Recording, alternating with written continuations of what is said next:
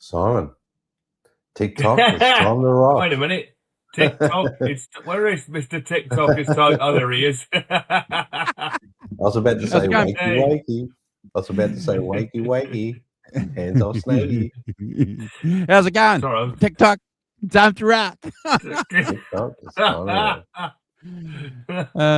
Good to see you, boys. We're a little bit late. We've 7:40. Our apologies. We're a little bit late. We just jump on at 7:30, to be honest, the last couple of weeks. So it's our fault. It's no one else's fault. We can't blame anybody but ourselves. Yeah. Brad never turns up until 9 minutes. That's it. Yeah. It's all my fault. Because I've been It's here all your since fault. the past, you know. We've got a couple of shout outs to do, but we'll wait till he probably comes in, if he comes in. But if he doesn't, we should do it now, I suppose, guys. It's always something that we do at the beginning of the show. Always do it again if he turns up. Happy birthday to our brother Hugh, yes, from Scotland, dear brother of ours, very good friend of the channel. So he's only a young'un, Brad. He's only a young'un. He's a young lad. What? 30, he's only a young 31? lad. What did he turn? 31. Yeah. 31. Yeah, his age doesn't begin with anything useful. Yeah. Unlike Mr. Walton and I, who have advanced numbers to start with. Yeah. Very bad. So yes. So happy birthday to Hugh. Yeah. Yeah. Happy birthday, Hugh. And if he's not going to be in this stream, he's definitely going to be in next week's show, folks. So go and hit that show card and see what's happening next week. We're going to be getting together. We're going to be talking about this Fender issue that seems to be dominating the guitar and the music world. My hair's gone grey. It's gone grey because of the worry. Well, yeah, for a lot of reasons. So we're going to get together and have a bit of fun on it. We're not going to offer any solutions to the problem. Trust me, there'll be no solutions offered here, Brad. No. I've got a solution. No solutions. I don't think we can offer any. Look, see, not a Fender, okay? Yeah. Not a Fender, okay? I'll just put that out there, just in case they come for me. Yeah. Not a Fender. Fender. Well, you know, I'm going to put it out there. If Fender are looking for any channels to sponsor, because you're losing a lot of Fender we're in channels to sponsor. You know, you can send some Fender gear to Melbourne, Australia, to Bristol and the UK, and also here to Hamilton and New Zealand if you want. And we'll say anything you want us to say about Fender. Yeah. We can redeem. We can redeem on this channel, apparently. Are you saying that we're easily bought? Yes. That's all right. It's good. Yes. Yeah. Doesn't have to be anything big. Could be quite small. We still go for it. Yes. So if anybody, because all these channels I watch, they all say, Simon, I've got a friend in Fender. I've got a friend in Fender. Oh, that gives them credibility. Friender. I know that tactic. I've got a friend in Fender, or a friend in Fender or whatever. It gives them some kind of credibility. I've got a friend at Fender too, but guess what? They work at a retail shop that sells Fender guitars. So there we are. That's my connection, Brad. Yeah. I don't know anybody who works at Fender. Look, if Fender ever reached out to me and said, "Look, we'd like to collaborate and do something with you," I'd be open arms, guys. Look, open arms. I don't, but as We as could have it as a proviso that they knock off crazy lawsuits. yes. But here on the channel, one. Andrew, we are good at redeeming, so we could certainly good at redeem everything redemption. that's going wrong for them if they were to help us out with some Fender goods. Even a couple of Fender t-shirts each would be pretty cool. Anything. Because at the end of the day, they're going to be looking for channels to support. Clearly that's going to be something moving forward. And whatever happens with the lawsuit, it's got nothing to do with sponsorship and product endorsement. If you're product endorsed by Fender and you want to chuck it away, fine. All I'm saying is that we'll take it. We're ready to pick it up and run with it. Yes. I want to make that quite clear. If anybody from Fender is watching, yes, when you catch up with us, Fender, we're here, ready, willing, and able. Send money. We're in. We're open. We're not going to get a villa in Italy any other way, are we, Brad? 100%. Somehow the boss spends all the money on fishing and going to the seaside. I don't think you'd even get a guitar from them. But like I say, who knows? who knows what they'll be doing over the next little while? Because definitely things are going to be changing seriously. And I think there's going to be a few channels out there that have realized they've made some serious mistakes, because you can offer a comment, but no one's going to think you're hypocritical if you're offering a comment and still taking an endorsement. That's fine. There's no problem. 100%. Send money. I don't see a problem. I don't see a problem with you being endorsed by Fender saying that Fender made a silly decision. No. 100%. No. Anyway, we'll talk about that next week. Yeah. We've got a whole show planned around it, so let's save something for that. Speaking of next week, or is it the week after, bro? You've got something you want to talk about because the BC3s are doing something. Yes, BC3, my little trio. We've got a gig. We've rescheduled the date to June 13th, which is a Saturday night, which is the following week to we were previously doing it June 6th, but now we're doing it June the 13th, which is good. Gives us an extra week to sort of prepare and push and all that stuff. But yeah, we're looking forward to that. Southbound Snake Charmers will be joining us, and Skid Steer. So yeah, it should be a good night of blues, rock, and psychedelia, and tones, and rock. So yeah, we're looking forward to it. I'm just hopefully that extra week also will be good, because I've still got a little bit of this laggy cold that's going around. So hopefully it'll help me get over that in time. But we're looking forward to it, So if anyone's watching that lives in Melbourne, we've got ticket links everywhere, all over my socials. So go and buy a ticket. We start around 10 o'clock, and it's a 50-minute set. So we're going to just rock out for 50 minutes. We're going to give the best show we can give, and yeah, hope to see you there. Should be fun. Well done, brother. Yeah, I've got my private plane booked already. Well, if John ZD351 was in the chat, he probably would have said by now, you lazy buggers should be, making your way down there, because at the last gig I did, he said, where's bloody Andrew and where's Simon? So I said, oh, mate. He goes, oh, that's a bit slack on their behalf. They call you brother, they call you bro, they call you all sorts of stuff, but they can't go to your gig. I don't bloody turn up to anything of yours, though, do they? True that. Yeah. Awesome. So no, we'll look forward, bro, to your report on that. Look forward to that, and yeah, like you say, you've had a bit of time, so you should be a powerful gig, bro. Yeah, let's see. I mean, it's good. It's all part of the movement and momentum of just getting more gigs under our belt. The more we do it, the better we're gonna be out there and able to entertain. So every gig's like 20 rehearsals. All right. Yeah. Fantastic. You got another shout out before the Rock Professor kicks the show off. Yeah, There's just another quickly. key component to our show. Yeah, very quickly. Chris Cornell sadly departed on Monday. It was the anniversary of 9 years, I think. Yeah. I think it was the 18th.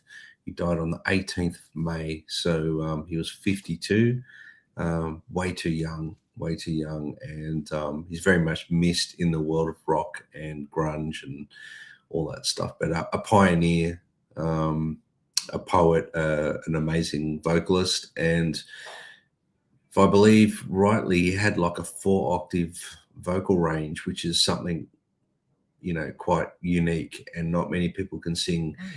And, the tag since he passed is no one sings like you anymore, one of his lyrics. Well, sadly, that is, seems to be very apparent. So you very much miss Chris Cornell, and God bless, mate. Thank you for the music. Yeah, fantastic.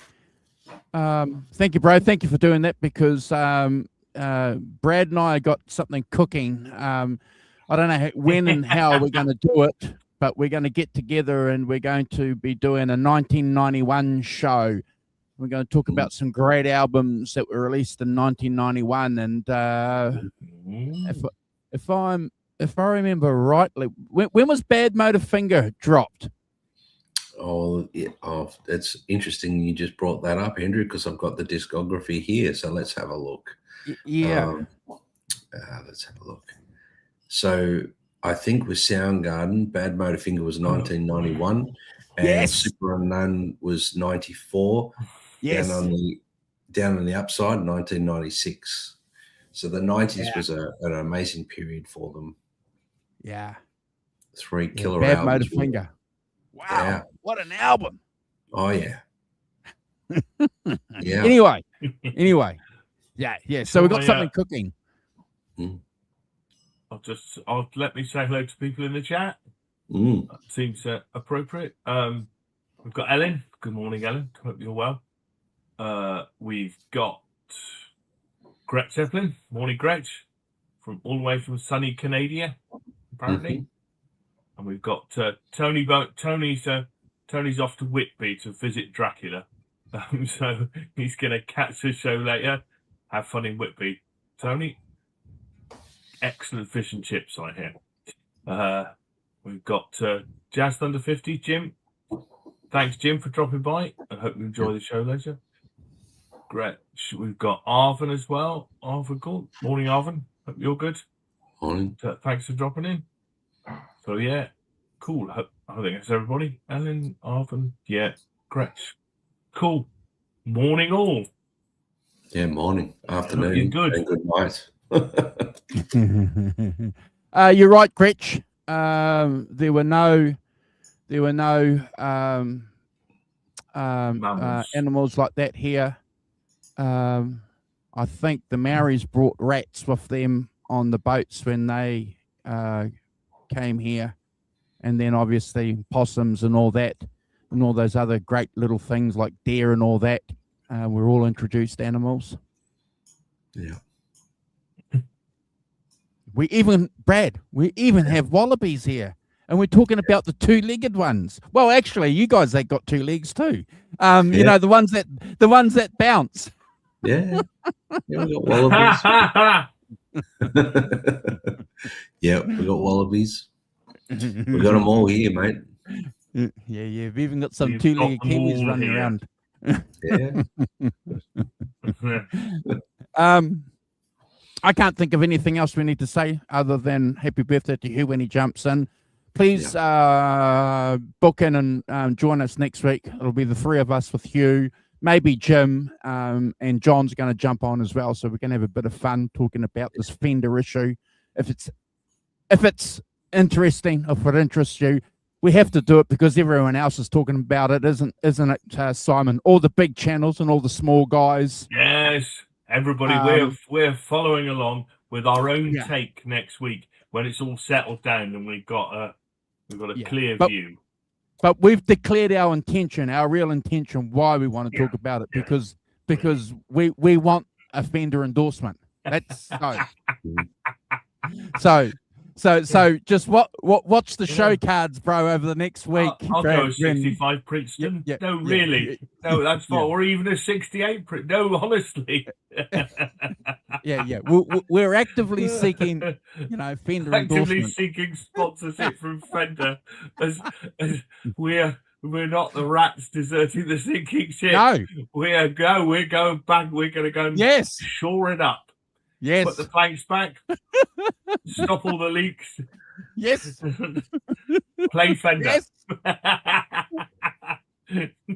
Yeah. Because it's interesting, Brad, because everybody's talking about corporate capitalism and all that, and I'm thinking, wow, greed goes both ways. So I'm rubbing my hands. Look at that! Oh, look at that! Hamilton's version of Gordon Gecko. Yeah. Yes. There's nothing wrong with soliciting for products and services. Well, I think you should put that another way. Anyway, so we'll have some fun. Who knows?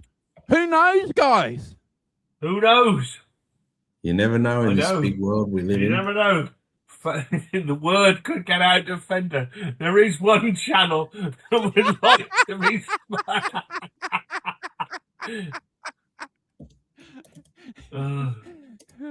Anyway, I won't swear. I'll be on my best behavior because Fender's watching. Really? Yes. Yeah. Oh my God. Look out. AW's on his best behavior. No swearing. Yeah. Oh dear. Well, Gretch, you can demand anything you want. You can write anything in a letter. You can say anything you want. You can demand anything you want, but whether or not that happens, that's a whole separate story. But yeah, we'll talk about that next week. You want to kick the show off, Simon? Yeah, let's get into it, guys. No, cool. Yes, so this week we are discussing Rory Gallagher, the Irish Tour 74. Hey, that's got way too much paint on it. Yeah. As it is, way too much finish. Fender have Rory Gallagher tribute models, don't they, Simon? They do, yes. Oh, well, if they'd like to send us a Rory Gallagher tribute model each, to supplement the show, I'm in.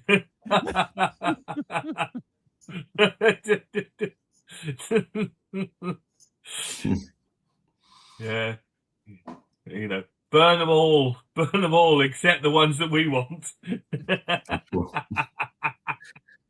Don't burn the 60s ones, please. Don't burn them. Yeah. And that guitar there, don't look at it, okay? Don't look at that guitar there. If anyone wants to give away an L series because they're upset, just hey. Yes, send them there, yes. I'll put my address out. Yeah. I'll attach our physical addresses yes. to all these videos. Attach my address, my phone number, everything. Andrew, give me my phone DM number, me. the whole lot. DM me. You can have it by return. Yes.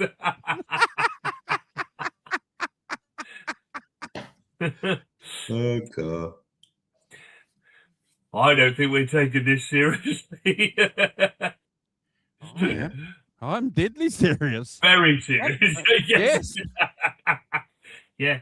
Well, Fender want to send us money, albums, amps, guitars, anything else you've got in your, stuff you're not using, Fender, gathering dust in the corner, we're in. That's it. Surely they got a hoodie or a t-shirt they can flick us each, Yes. Oh dear.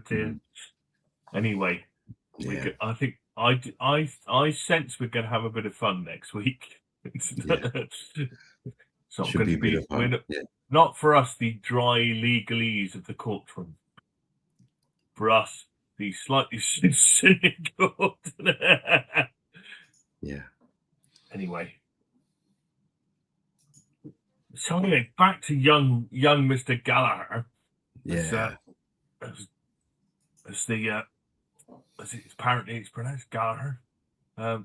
So the Irish Tour 74 is a live album compiled of performances from his Irish tour in January 74.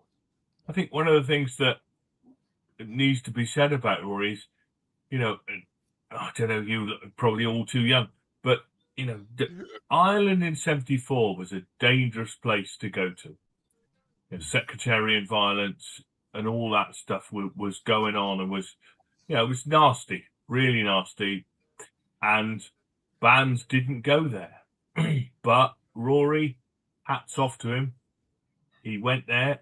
He continued to go there throughout the Troubles and play, you know, to non-sectarian crowds, and, you know, and continue to sort of crank it up. And I think there's some nice stories if you're going to have a look about, you know, him being able to do it, and, you know, people not being got at by either side of things. There's some quite cool stories about that. You can go and read them online. But I think it's really important to say that, you know, that he turned, if I may make so bold, he turned up for his people, you know, and I think that's, you know, and brought some relief and some light to the dark times of the Northern Ireland Troubles, particularly in the 70s.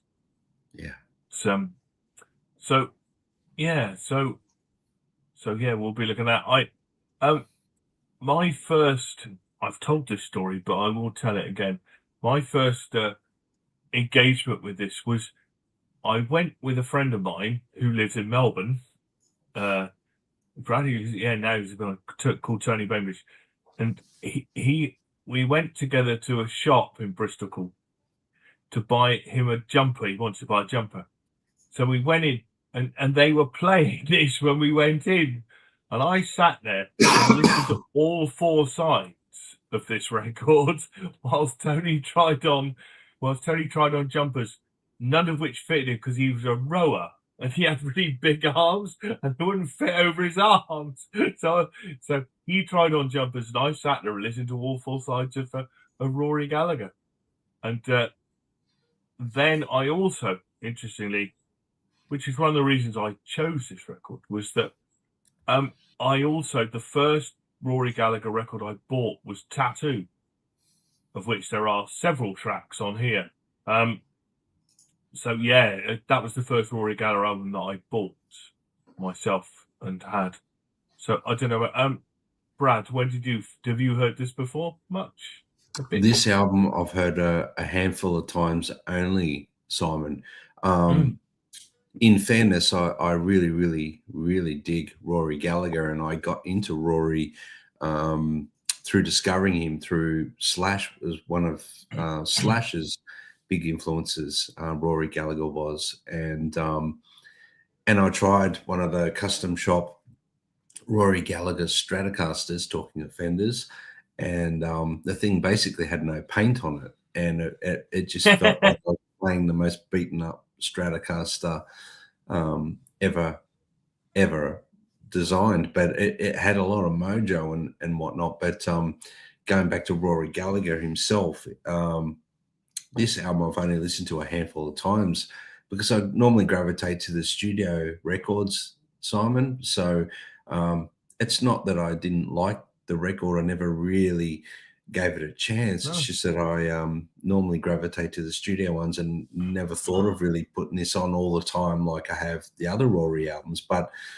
in saying that, you know, I'm glad you picked it, because one of the things that I love about this channel is sometimes we pick up records, you know, Andrew or Simon, you might pick one I haven't listened to in decades, and it's great to revisit it, and it'll definitely get there's a few tracks on here that I think are absolute crackers, and the live versions of them, and without giving too much away, one of the songs I think is one of the greatest blues live recordings of all time. So yeah. I'm glad you picked it, Simon. Thank you. Yeah, it's I've really enjoyed. I haven't heard it for a long time. I've been really enjoyed going back to it, and and I saw him in 1975. You know, classic Rory. You know, still playing with the house lights up. You know, in my local municipal venue, what was the Colston Hall. Yeah, fantastic. What about you, Andrew? I presume you're well versed with this album. Yeah, I am, Simon. Thank you. And again, thank you for picking it, because it's been something that we've been talking about for a long time, folks. That's on the list of albums for us to talk about. But I discovered this album in the early 1990s, Brad, I think around the 94 period, through a work colleague of mine. So I was familiar with Rory, but not to the extent where I could name album titles, Simon. You know, he was always there, kind of hanging about on collections of tapes and stuff like that. But I do remember a work colleague at the time saying, "Look, you need to check out this Live in '74 album." And I remember when I first listened to it, I don't want to give too much away, but I remember being blown away by the guitar work, which is obvious. But it took me a while to get used to Rory's vocal style. I wasn't familiar with that, you know, with the live vocal style.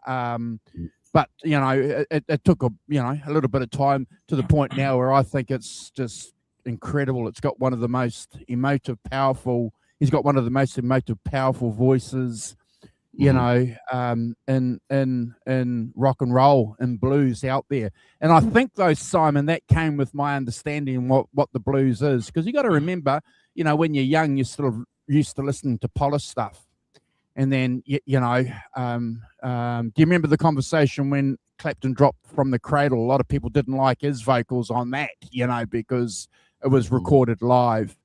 I remember people didn't like Neil Young's vocals on Live Rust. So you get that, don't you, with live albums? But that's one of the reasons why we love live albums, because it does have that power, Simon. So I'm glad you picked it. Very familiar with the album. In fact, it's probably an album that I would recommend, you know, that people go and check out if they hadn't heard of Rory. So thank you for picking it. I just want to add one thing too, though, to your intro, Simon. When you said Rory didn't play to sectarian audiences, no, he didn't. So, but I just want to make this clear. So Rory played in Protestant areas and Catholic areas, which is what a lot of people didn't do. Catholic artists were just playing in Catholic areas, and Protestant, you know, bands or whatever, or artists wouldn't go to a Catholic area, and vice versa. But as the rock professor said, Rory was the only artist for at least 10 years, you know, that we can comfortably say could travel between those two audiences. I think you've got to go to your punk before you get a bit more of homegrown talent, like Stiff Little Fingers and things that that played across the board. But you're right, nobody went in the early mid 70s. Nobody went, you know, except Rory, who turned up and played. Yeah, which is fantastic. So take that, Bono. and started, in fairness to Bono, he didn't start till about 1979. But what was he doing? Finger out, Bono. Too busy growing up. There's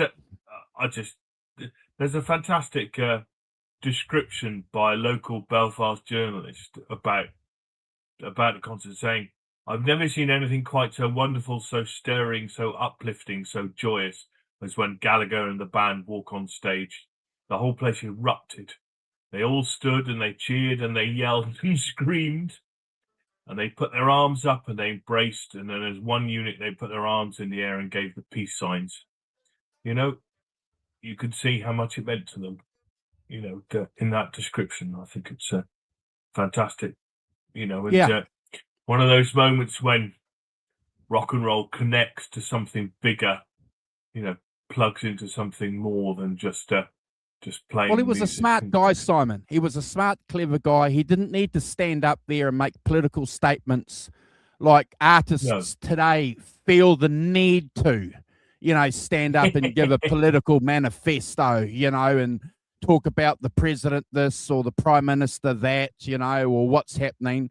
Rory just got up there, Brad, and he sang his songs, and there was an interpretation that you got from singing these blues songs or these Irish-inspired traditional songs that he put a twist on, Simon. That was great, and it appealed to everybody, which is the power of the blues, without being overtly political. No, that's right, and he wasn't overtly political. But I'll just say one more thing about it before we get into it. That there is a film of it, yes, directed by a guy called Tony Palmer, and he filmed many of the concerts on the tour, and and there is, as I say, a soundtrack film that is well worth a watch if you can find it. I think it's on one of the streaming services. It costs £10 to look at it. I couldn't find it on YouTube for free. I've seen it before though. I think you can still probably get it on DVD if you look around to it. Yeah, it's on Amazon, Simon. You can stream it on Amazon. And that's the infamous Tony that filmed the Cream farewell concert. So he learnt a little bit from that concert filming this, Brad. So there's no wobbly cameras. Interestingly, of course, at Cream's final concert, who supported them at the Royal Albert Hall? Taste. Yeah, Rory Gallagher. So that's where the connection is in terms of that. Yes, besides the filmmaking one. So that's worth checking out if you can find it, because it's a really good film and kind of gives lots of background to Rory and lots of great there's lots of great performances from here, and I think it is. I'll just pick up on one thing you said, Andrew. To me, Tattoo was like the first time that he kind of spread out from just that kind of blues thing. He introduced a bit more folk, a bit more. Some of the songs are definitely not blues. They're not 12-bar blues type things. They are different chord structures and all sorts of other things. We can get into that later, but I think it's important to say that by 74 he was expanding out. It wasn't just a blues rock band. He was doing incorporating other influences, including folk stuff and folk blues into it as well. So worth looking out for, I hope, to give it. But this is Rory. It is where he's at home in front of a live audience. He's absolutely going for it, and the band are absolutely behind him going for it as well. Right. Shall we start with side one, track one? Yeah, let's do it. So side one, track one is Cradle Rock, which is from Tattoo, as I said. It has the introduction, ladies and gentlemen, Rory Gallagher, and on they come, and he starts off and setting the tone with that great fierce guitar intro that he plays. Fantastic. If you want to know what's going to be going on, this is what's going to be going on. It hits the audience square between the eyes from the off and into the main riff. Again, it's not a straightforward 12-bar blues Cradle Rock. It's what I would call a blues rock song. Band straight in, driving the song along, drums, bass, and keys. And he's got that classic kind of drums, guitar, bass, drums, and keyboard setup that they play. It's got a ferocious energy to it, isn't it? This song, he blasts into it. He does the slide solo at 2:27. He's got some nice call and response with the slide and the vocals. One thing I'd forgotten that he does quite a lot here is he sings and plays the same thing, doesn't he? It's He's singing. I've forgotten he did that. I don't know why, but so that's pretty cool. And he actually sings what he's playing, particularly on the slide. Gives you a good idea about slide being a sort of a vocal-like effect. So you've got slide solo, you've got key solo. I mean, a band are storming. I mean, great bass playing, drums absolutely driving it along. Some nice, interesting, nobody else sings but Rory. I don't think there's not really much in the way of backing vocals. There's just him. And, I think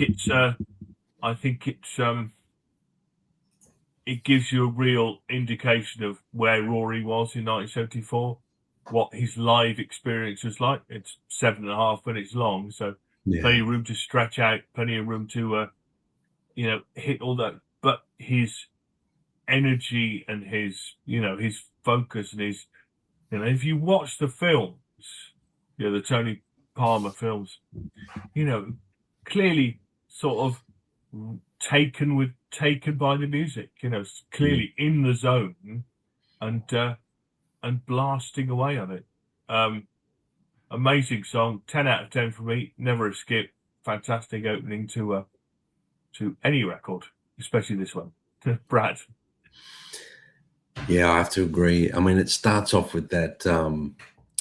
It sounds like a bit of a difficult riff, but it's a deceptively sort of simple riff, but it's got a lot of dirty swagger blues groove to it, and I love that. And that's one thing about Rory. He's got a real fiery sort of thing in everything he does. Even when he's playing delicately, he's got that sort of fiery touch or unpredictability that makes him really stand out. And as a pioneer, really, let's be honest.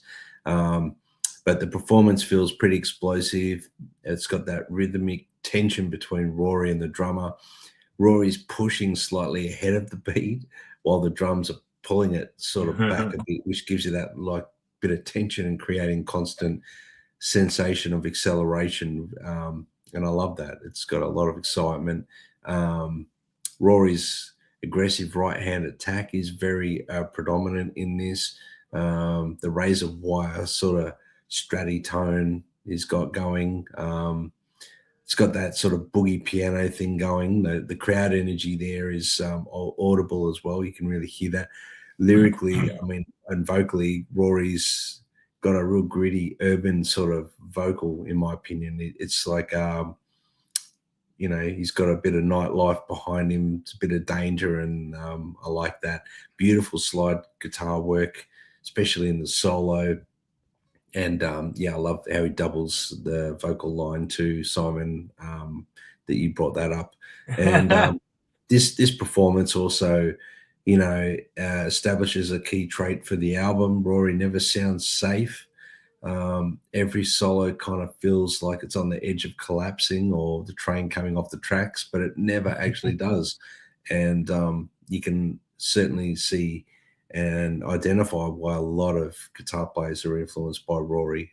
This version of the song I gave it 10 out of 10, guys, and never a skip. Andrew.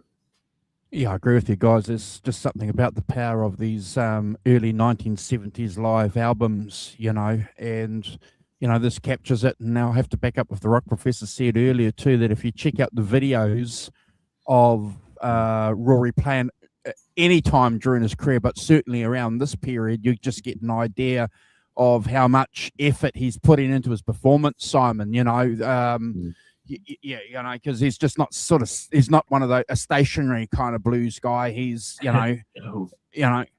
he's all over the place. And Brad, I've got to pick up too also, because he's playing ahead of the beat here, and that's just what Rory loves doing, doesn't he? He's great at that. It's just, I think I read somewhere that that he said that's just the Irishman in me, and when he first discovered the blues, it was an interesting thing for him because he had to sort of slow down, and when he was slowing down, he could actually hear things a little bit better. So it's that process of learning, which is always interesting because it's something that we can all sort of what's the word, have a connection to. When you hear a song and then you go to Brad's place and he gives you the chords and you play it and it's, Brad, it's only 3 chords. You go, yeah. You know, but yes, but what it were you sounds- doing? Yeah, you know, but it sounds like there's, you know, half a dozen, you know, there's 8, you know, but yeah, it's always an interesting thing. I love the keyboards on this track. You know, it's an interesting thing. Got to back up the Rock Professor too. I can't think of anybody that's offering any other vocal performance on this. But Rory's power of his vocals, and like I said to you guys at the intro, it took me a while. You know, I'm going to be honest with you guys. I have to be. You know, it took me a while to get used to Rory's vocals because it is different and unique. But that's clearly what makes up Rory, you know, Gallagher. The power of his voice. And sometimes I think we might forget that. But I'm a celebration. I think, yeah, it's a celebration of it. I'm giving this a 10 out of 10 too, Simon, and it's never a skip. Hi, Mort. No, just to give. Rory's 26 when he recorded this. Sounds like he's 66, doesn't he? Sounds like some of the things. Yeah, absolutely. Yeah, it's, you know, but clearly he's been, you know, Taste is what, 67. So he's been doing it for nearly 10 years, you know, as a pro musician. Oh, no. More than that, because he played show bands and stuff, didn't he? Yeah. Oh, yeah. I think, what was he, like 13 or 14, Simon, when he was playing pro? 30, 40, 50, yeah. But I was thinking that, you know, if you go back 10 years, Taste, he was, you know, he was born in 48, so he's 19 years old when he's playing with Cream at the Albert Hall. Incredible. It's quite something, isn't it? Oh. You know, how'd you get there? But anyway, just to make the point about him that, you know, by this stage he's been doing it, this kind of blues rock thing for, you know, 8 or 9 years, and well bedded in. So anyway, the second track is I Wonder Who by McKinley Morganfield, better known as Muddy Waters, of course. Yeah. Of course. So so going from, you know, sort of the rock of cradle rock, not straight back into, you know, Rory's heartland, which is the blues, going back to the blues, and again, another 8-minute song, so we plenty of time to go into it. So he does this kind of sweet slide intro, and then he has a just kind of vocal call and response with just the voice and guitar.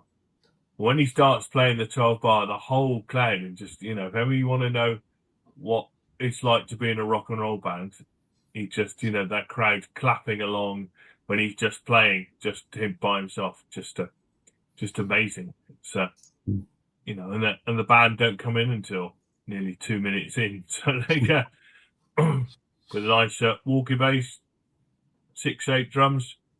Again, you know, everything that Rory is in this track. A passion vocal delivery, you know, he gives it 100%, doesn't he?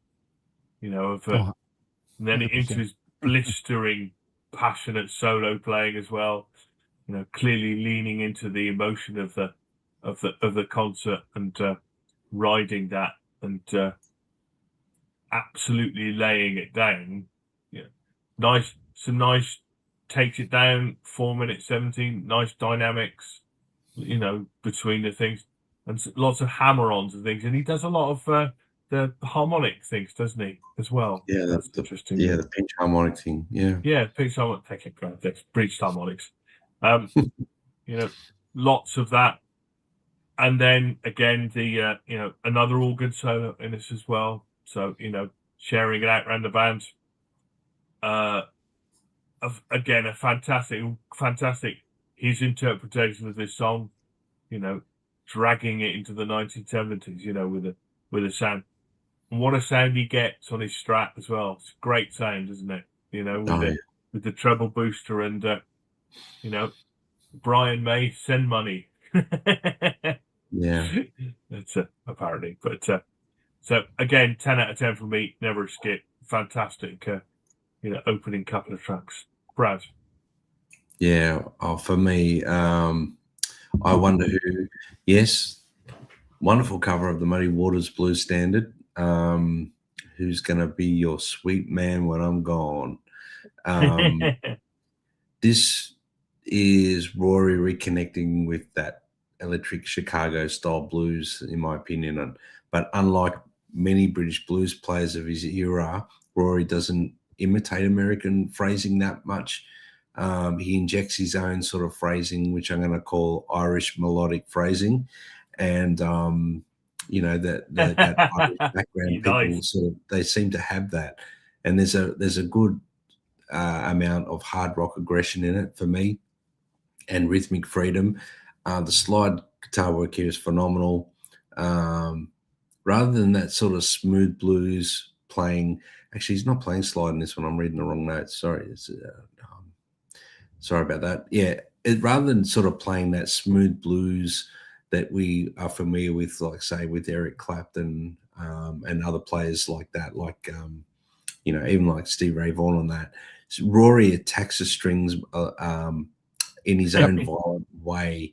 So he's producing like a very raw vocal like scream with his playing. The rhythm section are really tight. I forgot to mention that in the first song as well. There's some explosive solo bursts in this song and a lot of free-form improvisation throughout the song. Jerry, the bass player, I believe, deserves a bit of special mention. Yeah, he deserves a bit of a special mention in this one. He's locked into Rory's, distinctive sort of guitar rhythm and accents rather than simply anchoring the harmony. I gave it a 10 out of 10 as well. I think the first two tracks are really exciting and, well done, Rory. Andrew. Yeah, cheers, boys. Thank you, Simon. I Wonder Who's a great classic song, isn't it? One of the great things about these European guys is their interpretation of the blues, and we've got a long history of that. And this is Rory giving, again, his interpretation of a classic Chicago blues song. Rory's got the swagger, Brad, of an authentic bluesman on this track. It's the one that sold me, when they get into that authentic Chicago blues style on this track. It's just wow, it's up there with the best of them. That Stratocaster tone, and we've got some picks and we can show you what he's playing, and that treble boost that the rock professor mentioned, that's really, really important. That gives them that edge, which is quite piercing, at times.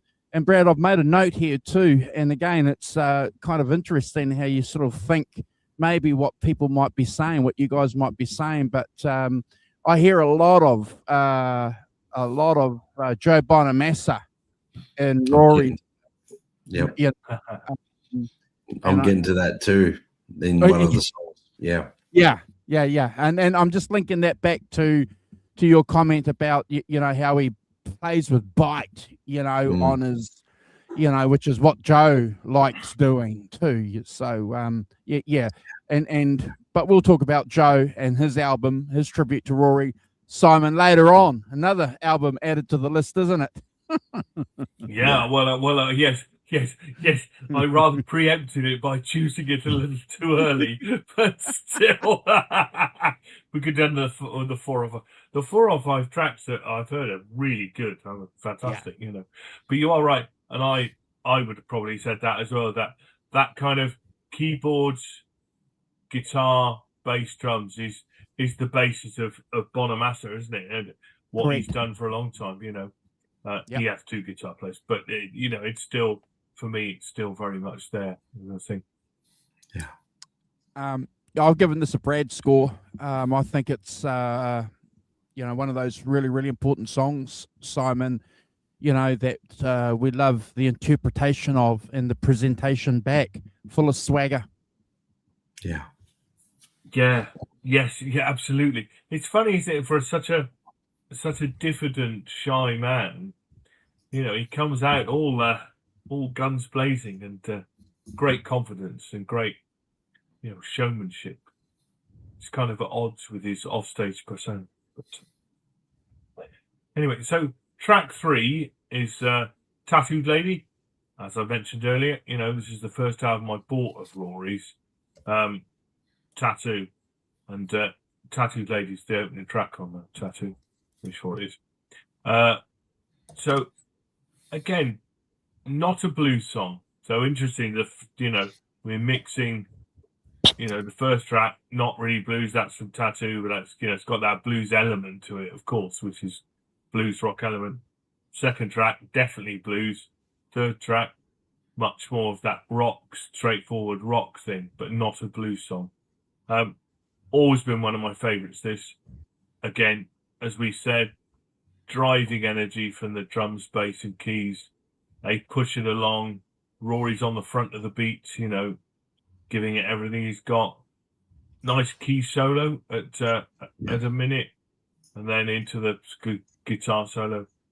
Comparatively short song, it's at 5 minutes, so they're keeping it to verses quality. And no, steady down.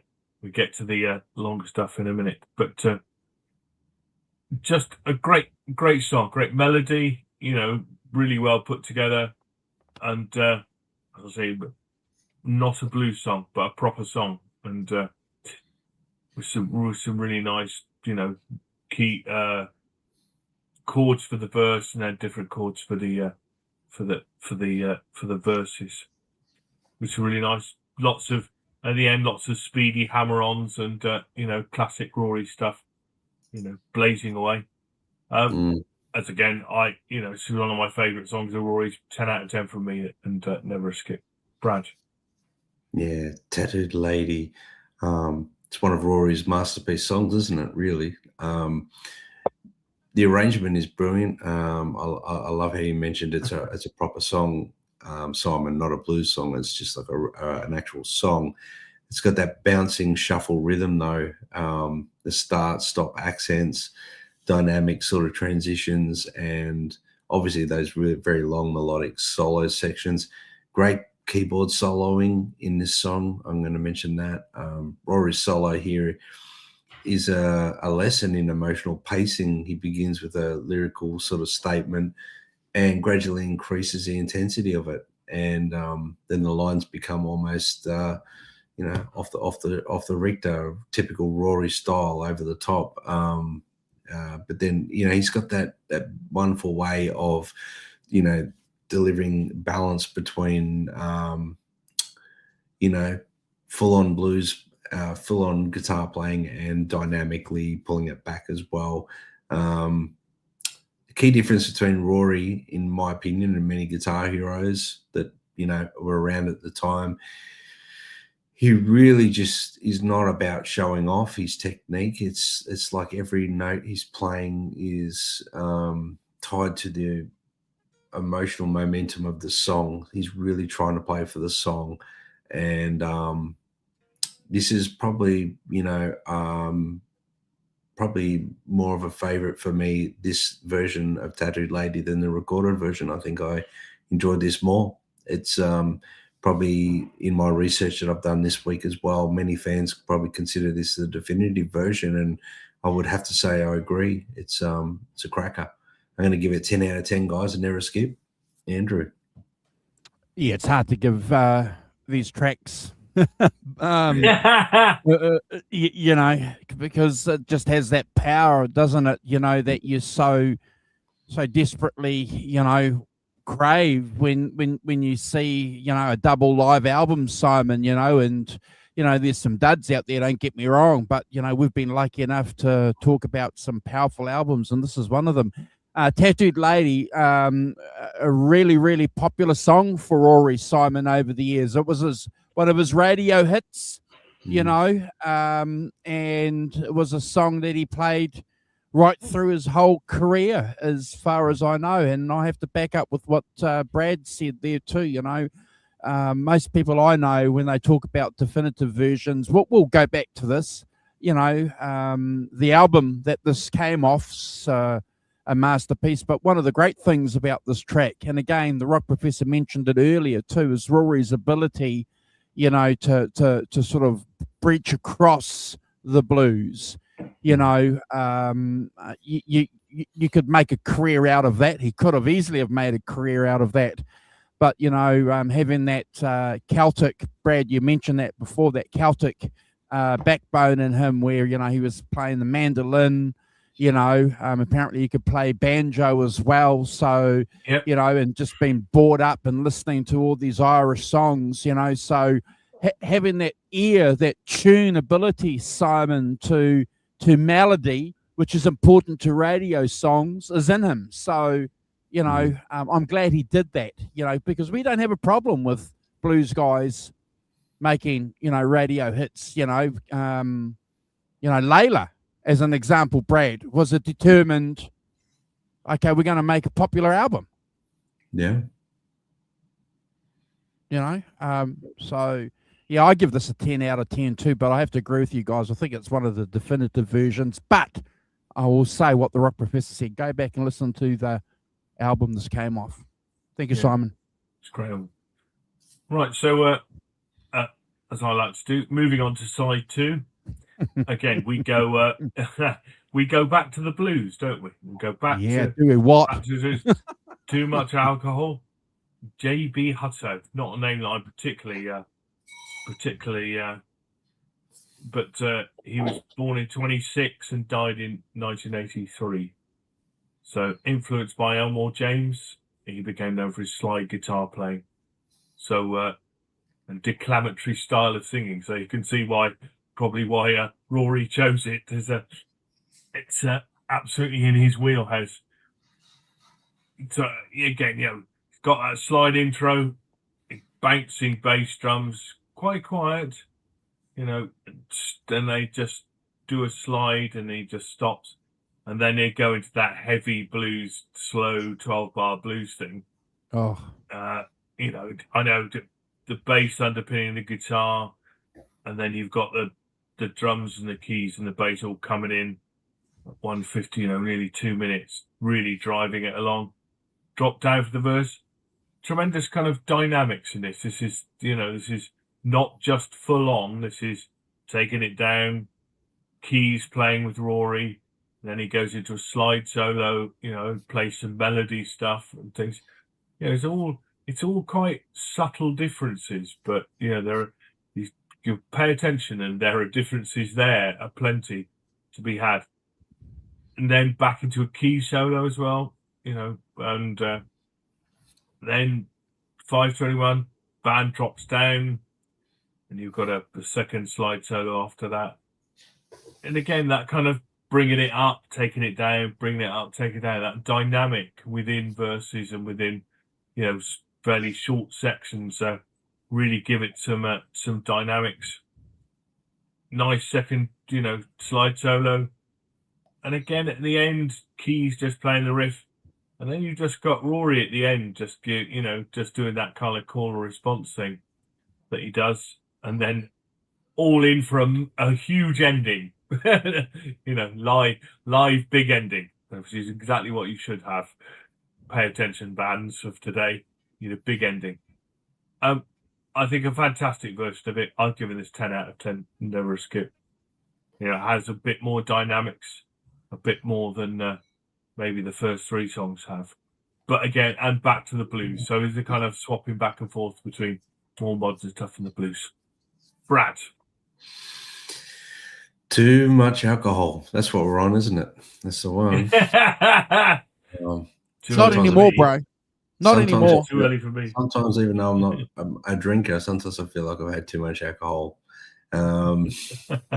This is a pure barroom sort of chaos, loose, dangerous, and swaggering version of this song, isn't it? Really, it's got groove, it swings.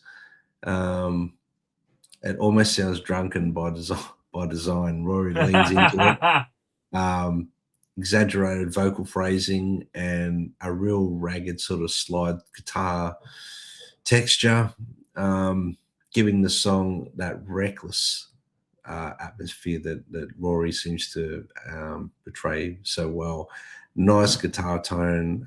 There's a shimmery thing going on with the tone on this one as well. It's very, very nice. Rod's drumming is extraordinary in this. There's constant shifting of accents. There's a lot of explosive feels. He's got a bit of a jazz influence here in this song. You can sort of seeping through there. He's never loses the groove though, and he's a wonderful drummer. Extended sort of improvisations. Simon, you explained the ups and downs and the dynamics of it, so I won't repeat all that. But the turns of the song from blues into full band workouts. I mean, there's some beautiful soloing going on throughout. Rory's slide playing is exciting. He adds a lot of fire to his slide attack as well. You know, you listen to Dane Allman and all these wonderful slide players, and Rory was right up there, in my opinion, is in his own right. Incredible. This performance, you know, highlights Rory's ability to balance that virtuosity sort of thing with accessibility. The crowd can still sort of dance to what he's doing, which is a big thing, you know, especially back in this era. People used to go out to see bands and dance, you know what I mean? It was not, it was a wonderful sort of atmosphere. You can really tell the crowd's enjoying this one, and they're operating at a very high level of musicianship throughout the song. Let's be honest, it's next level. 10 out of 10, guys, never a skip. Andrew. Yeah, it's a great song, isn't it? You can hear the crowd clapping on this track. It's fantastic.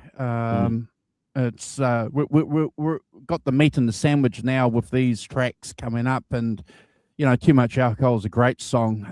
That intro slide is killer, and then you've got that Chicago blues riff going on. You know, it's wow.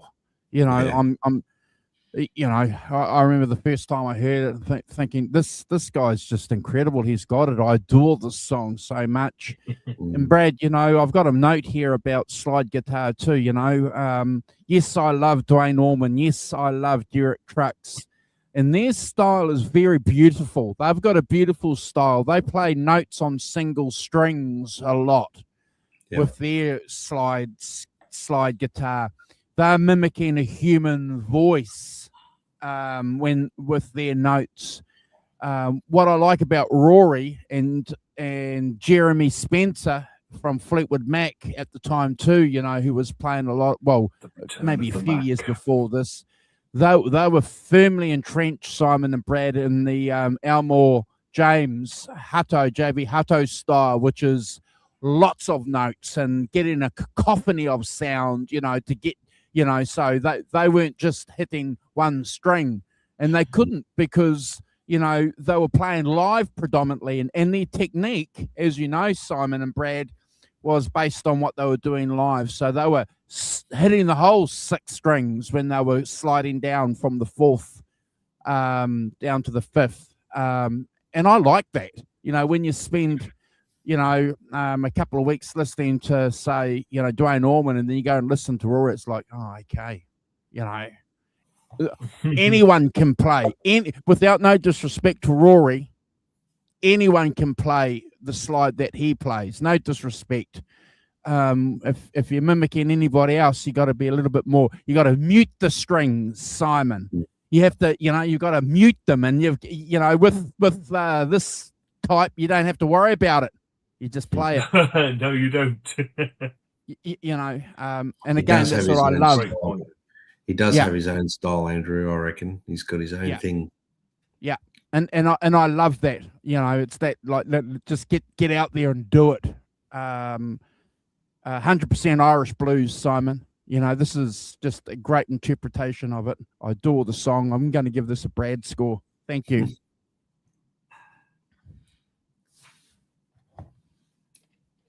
Simon. Marvelous. So, the next track is As the Crow Flies, which is a Tony Joe White song. This is a complete change of style. Tony Joe White, famous for composing Polk Salad Annie for Elvis, amongst other things. So Rory gets out his resonator and his harp for this, and open tuning. Beautiful. And, you know, this is another side of Rory, and when I saw him, he did the same thing, did a couple of you know, acoustic tracks and things, and I think it's part of his playing, part of his, you know, his musical background, because, you know, in bringing this out as well. So lovely resonator, harp, slide intro, and then a nice bit of finger picking style, shades of Leo Kottke in that for me, kind of folky blues style. With that open, you've got that with that open tuning, you can do that kind of thing. It's lovely. I've got some Leo Kottke records, so I'm all about it. So nice call and response. Again, it's basically an acoustic, hard strumming under the verses, slide picking solo. He plays harp as well, just as he hasn't done before. So the introduction here of acoustic, semi-acoustic, and the harp, and back to the picking style, and a really nice. I think this is fantastic version of this. I think it suits Rory really well, suits his folk style, and the audience get into it as well. I've given this a 10 out of 10 and never a skip as well. I think the contrast is fantastic and it really holds up. It doesn't. The energy doesn't flag. Nothing flags. Just a completely different instrumentation set. Just Rory basically doing his own, but he's so good that he can hold it together. Brad. Yeah, I agree, Simon. It's nice to have that. This track brings everything down a little bit from the what I'm going to describe as the chaotic Irish blues that we've heard so far. Now, I don't know, obviously, in a live setting or live set list, how far in this song is in an actual set list at a gig, but on the album, it does. It's like much needed. We're at that point of the album where we need something like this, and it slows the album down emotionally and creates a bit of space after all that intensity. As I said, the acoustic vibes, I believe it's some sort of resonator style guitar, guys. I'm assuming. It's very swampy. The atmosphere is very swampy and hypnotic. There's a lot of dark movement going on, echoing guitar phrases, and Rory's phrasing becomes more conventional here. You lose space between the lines. Instead of flooding the arrangement, it is an acoustic blues. This performance demonstrates his deep understanding of blues and the tension that's required in blues. And sometimes restraint creates a lot more power. And he does that so well. The slide work here is exceptionally expressive, emotional, and it's a nice track to have as a step back and a bit of a breather before some more intense Irish blues. I gave it 9 out of 10, guys. I never skip. Andrew. Yeah, I love the resonator. Play it myself. I think it's a different technique altogether when you're playing slide. Playing slide on open E or open G on electric guitar, guys, is one thing, and then when you go and play on a resonator, it's another thing as well. And Rory's a master of both. And there's lots of videos on. Hey, John.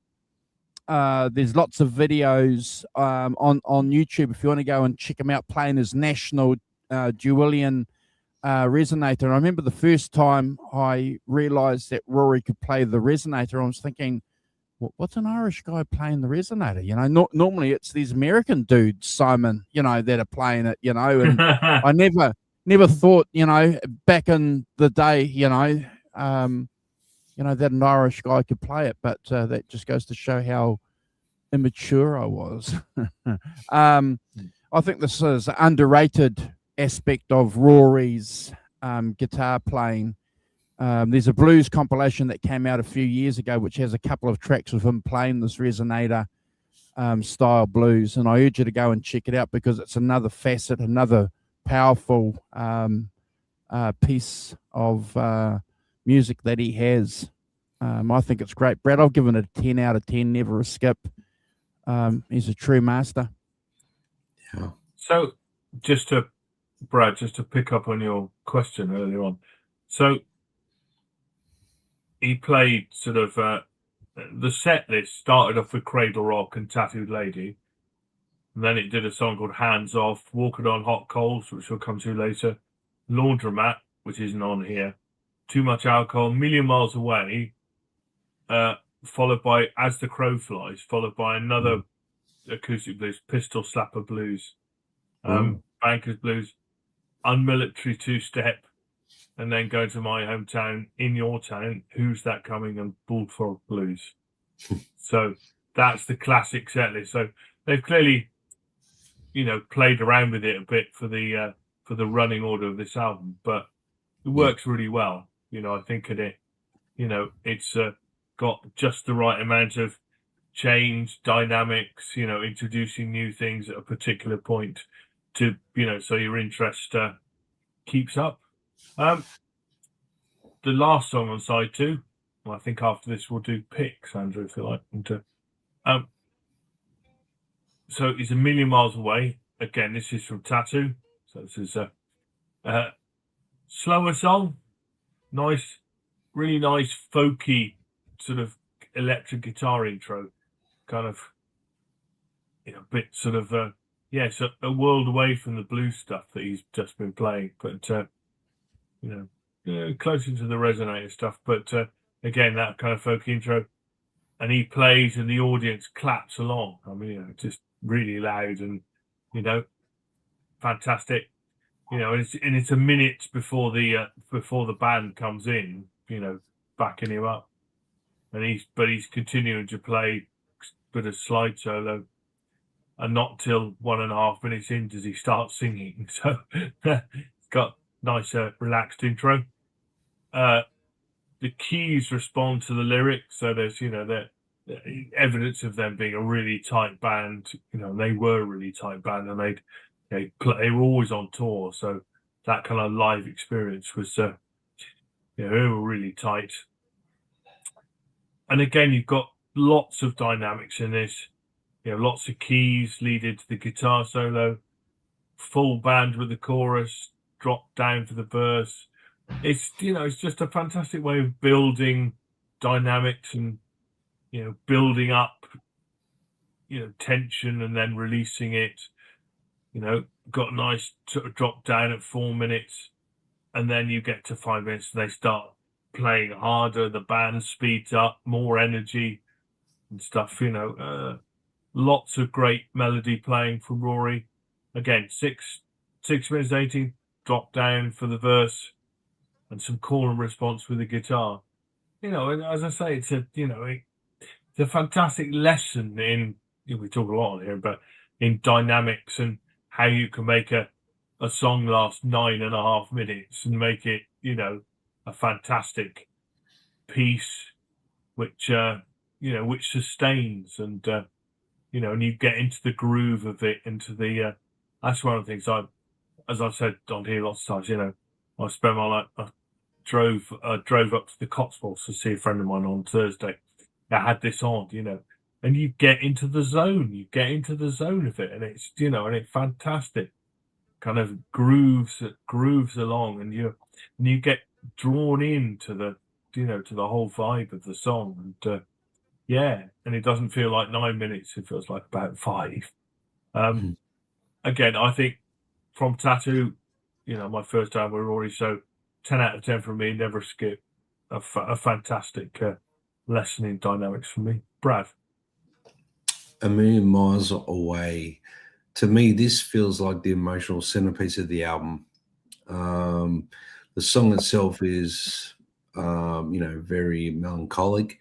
It's got a reflective sort of opening, that lyrical guitar commentary throughout the song.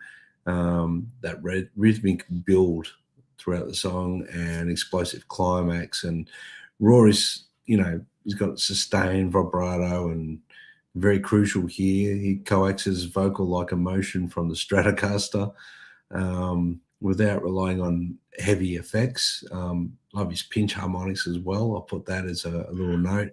The improvisation feels almost like a narrative. Each phrase he's playing feels like part of a conversation rather than technical. Brad, I've just got to step away for a couple of minutes, all right? Sure. Keep going. Do the pictures. No problems. This track is heavily influenced later blues rock players, Andrew, like Gary Moore and Joe Bonamassa, in my opinion. Stepping back to what you were mentioning before, Andrew, with Joe Bonamassa, this is what made me think of Joe Bonamassa, this song. And this honestly could be one of the greatest live blues rock performances ever recorded. And it's just under 10 minutes of live magic captured on tape. And it's 100 out of 10 and never a skip for me. Andrew, over to you. Yeah, I think it's a great song, bro. There's a lot of great versions of this for you to go and check out. And I agree with you, Brad. It's one of his signature songs. Clearly loves playing it. What I particularly like about this, and again, I know where you're going with this Joe Bonamassa thing, because what's really, really great about this song is it has a clear tone, but it has crunch. Yeah. You know, that's the only way I can describe it. And a lot of guitar players can't do that. They either have piercingly clear tone or it's crunchy. But there's just something about what Rory's doing on this track in particular that has, and I didn't pick it up, guys, until I listened to it on my headphones. You know, been listening to the song for years and sort of just thought, oh yeah, you know, it was, you know, you sort of you listen to it, but then wow, there's something else going on here. An incredible track. I agree with what you're saying about that that melancholy that the song has. It's that ability, that poetic ability that these guys have, you know, that can send you on a journey in that 9 minutes, Brad, you know, and I love that. Doesn't feel like it's 9 minutes, as the rock professor said. You know, it's like, you know, you look back and have a look at the song tracks and how long they are. It's like, really, 8 minutes, 9 minutes, you know? And I think it's because it has all that contrast, Brad, that we like. So it sort of gives it that ability to sort of, you know, break the monotony of perhaps what a song might just be by itself without the contrast. But then it wouldn't be a great song, would it? No. Look, I've given this a 10 out of 10, bro, and it's never a skip. Go and check out all the versions. Alan's given it 10 out of 10. Alan gave As Crows Fly 10 out of 10 as well. She loved the vocals and she loves the harp. Good on her. Yep. And John's been busy doing family stuff, but he's back. And she gave Cradle of Rock 10 plus as well. So well done. Appreciate you ranking the tracks with us, Alan. I'm going to get rid of that comment and I'm going to put up some pics for Brad and I to have a look at. Yeah. Hold on, bro. Hold on. Where are they? Okay, so that's the album cover. I have to tell you, bro, you know, for a 1974 album, there's not a lot going on there for an album cover. It's just... Nah. It's a pretty, like, in all fairness, a pretty boring sort of album cover, really. Yeah. When you consider album covers in that time were, you know, works of art, even live albums. It's pretty lame sort of album cover, but in a sense, it does give you that, you know, look of like being on a that sort of writing would possibly be on a road case or something, Andrew. So maybe that's why. Yeah. You know. So it's a pic of Rory there from the gig. Yeah. Wearing his flannel shirt. He was grunge before grunge was grunge, Brad. He was grunge before the 90s became the 90s. Yeah. So that's the film that the rock professor was talking about, filmed by Tony Palmer. It's available on streaming services. And if you go onto YouTube, there's clips of various tracks that the band plays on YouTube for you to go and check out if you want to feel the power. Yeah. There he is with his National Dualian, Brad. Yeah, that must be the guitar that he loved his check shirts, didn't he? Really loved them. Must be an Irish thing. Must have to check with Simon, the rock professor, when he comes back. These are the shots I love. Looking at these live ones, as you can see, there's not much in the way of effects or anything on the floor there, Andrew. Is there? No effects. But we'll be talking about one effect later. But see, he's got his tally, and see his stretch just lying there up against one of the risers in front of his Vox amp, bro. No guitar stand, bro. Yeah, he loved the Vox. He loved the you Vox. won't be doing that with one of your Les Pauls next weekend, eh, bro? Just laying it down. You won't be doing that, eh? Absolutely not, mate. That's what guitar stands are for. That's exactly what they're for, yes. But who needs them? Just prop them up. If you can afford a set of strings, you should be able to afford a guitar stand. So there's Rory there with that working class look again, check shirt and denim jacket, coat, Simon.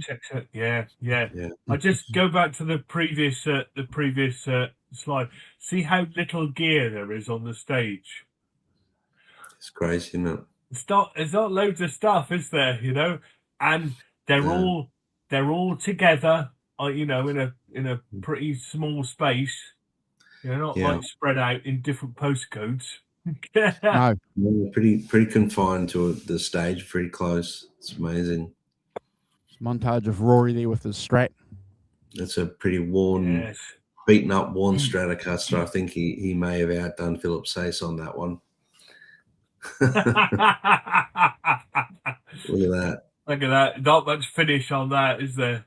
No. There's none really, is there? Look at the headstock there. It's seen better days, that's for sure. But I mean, that's where the tone is, isn't it? You know. So it's in a museum now, isn't it? Yeah. Yeah, good. Which is great. Yep. Pleased about that. I know there was a bit of worry it might disappear in some private collector's collection, wasn't it? I know Joe Bonamassa was offered it, and he said no, it should go to a museum. Yeah. It would be nice to see someone playing it, though. It'd be great to see someone playing it, but. Well, I think Bonamassa plays it on this Rory tribute album that he's just done. Oh, right.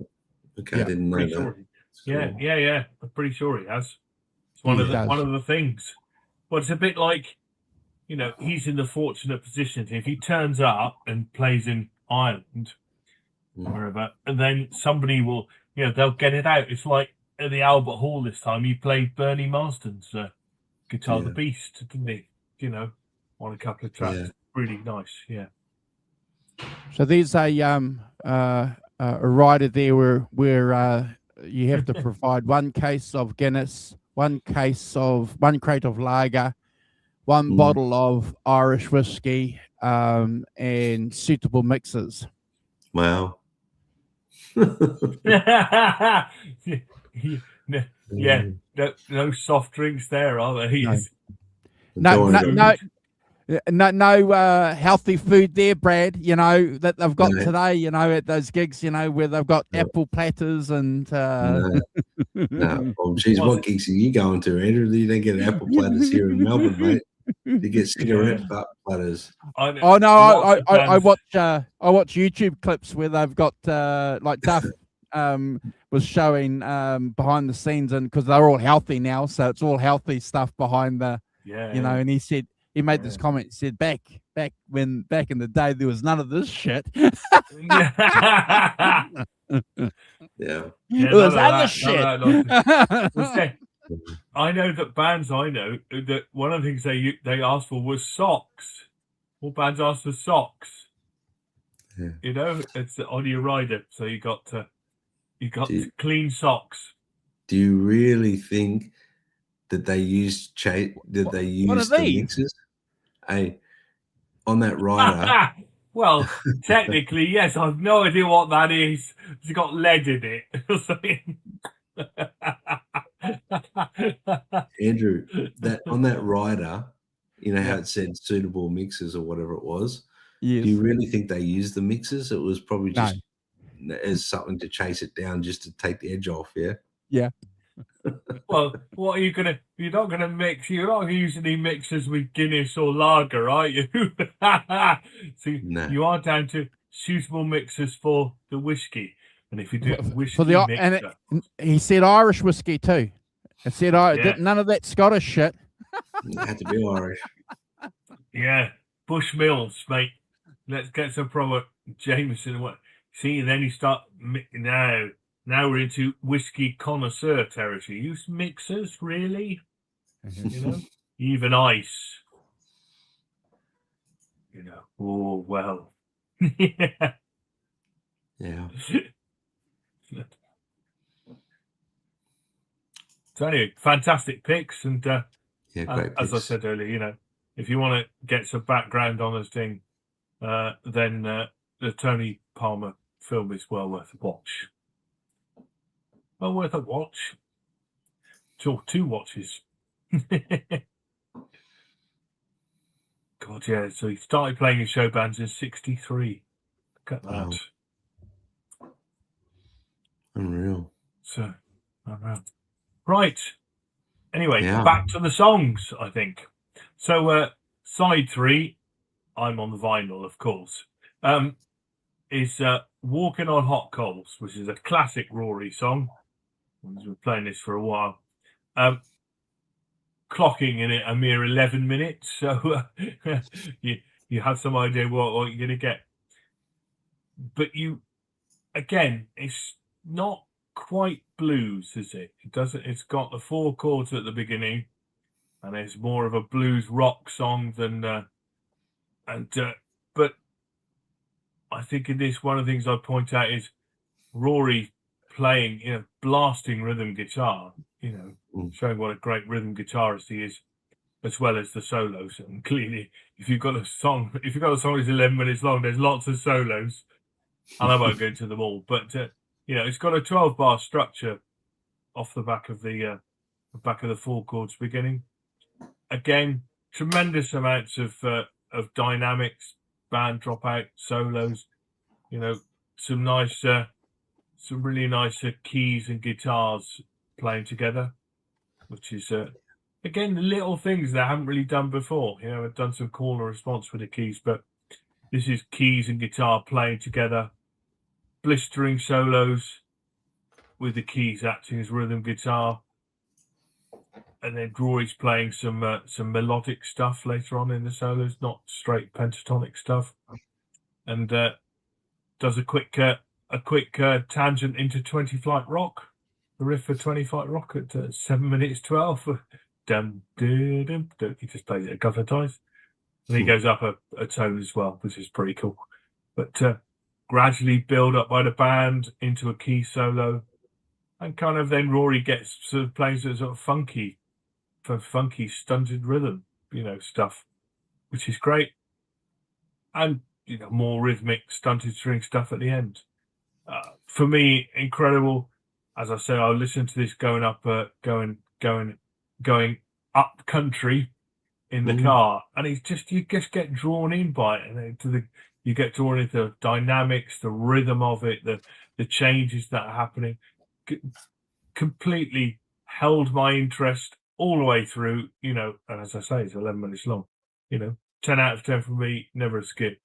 Another fantastic kind of illustration of what Rory was all about, the passion and the and the skill to bring it off. Brad. Yeah, I agree, Simon. It's he was this is where his passion was, and it's maximum intensity on this one. The song begins with that relentless riff, becomes a bit of a platform, as you've mentioned, Simon, as for some epic jamming and soloing, and some, it's, in my opinion, very organized jamming too. There's like you said, he went into 25 Rock and a few things, and there were sections that they were very organized, but at the same time, a lot of room for improvisation. And so the improvisation, I put, he was structured but emotionally coherent. So if that makes any sense to anyone, hopefully it does. But Rory's control, feedback is astonishing, and the amp saturation he uses is, it sounds like there's a second guitar playing because he's got such saturation there, and it's not that big overdriven sound. Andrew, you mentioned before, it's very unique. It's that real clear and big Stratocaster tone. It's not thin or wishy-washy. It's big and clear, and that would be the reason why the Dallas Ranger Treble Master, or Boost, or whatever it was called, that you have kindly just thrown up on the screen. So that was a big part of the tone, and Brian May has copied that for a big part of his tone throughout Queen's career. And we all know Brian May was a massive Rory fan, and that's why he used Voxes and the treble booster and all that. So I think what separates this from typical 70s sort of guitar jams, the improvisational remains very structured. The transitions between the sections seem very seamless, and the band, they're really following Rory's, instinctively. They just know exactly what he's doing. So, it's a very tight band, and Walk on Hot Coals, I gave it 10 out of 10 and never a skip. Andrew. Yeah, it's a great song, isn't it? And thank you, Simon, for, mentioning again, that it's a long song. When you look at it, and I mentioned this when you popped out before with Brad, you look at these tracks and holy cow, 8 minutes, 9 minutes, 11 minutes. And you sort of think, wow, what's going on here? And you listen to these tracks and there's so much contrast going on. When I first heard this track, I thought this is Rory doing his Who interpretation. His, who was the guitar? Pete Townsend, interpretation on the intro. Like, wow, what's going on here? And then you've got, it's just an incredible fireball intro. And I've got a note here too, Brad, that's going to back up the point that you said too as well. It's not tidy playing, and it's never meant to be tidy playing, which is a little bit unusual, because you just mentioned before, a lot of bands around this era were very careful about the notes they were playing, weren't they? But even when they were live, Rory gives me the interpretation when I hear this live. It's like, who cares? If I'm not going to hit that right note or whatever. And I like that. That solo at the 6:30 minute mark, 6 minute and 30 marks, pretty cool.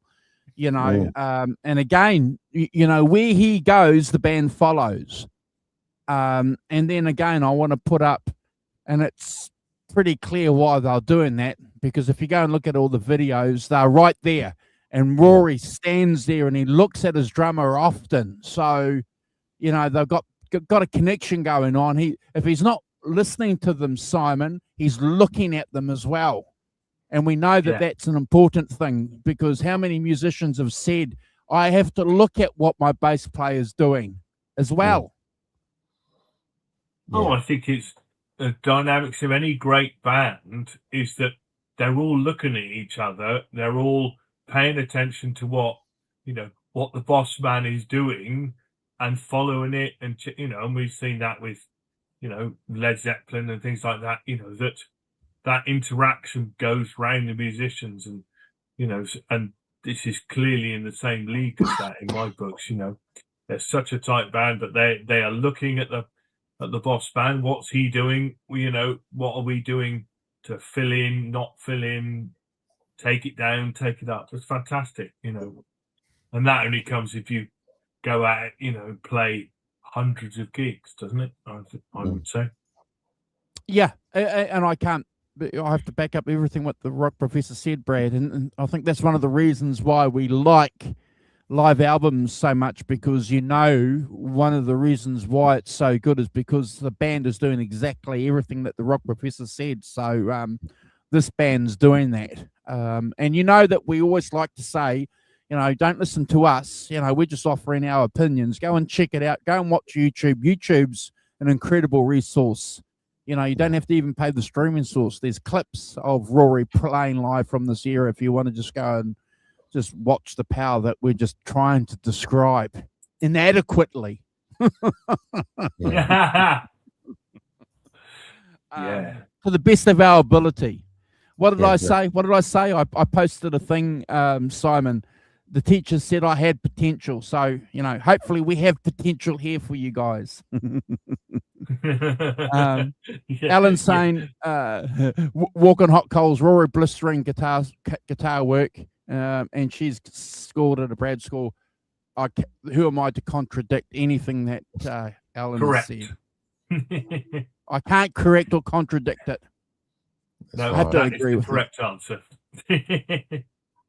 Thanks, Simon. Alan's the boss of the channel, so it's correct, Alan. We follow your lead. So, last track, there was only 2 tracks on side 3 because they're both. This is Who's That Coming from Tattoo.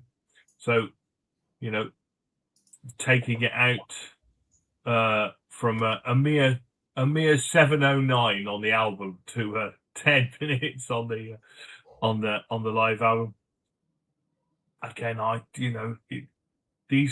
these long tracks, and they give a real chance for Rory to stretch out, to show his chops, to show what he can do.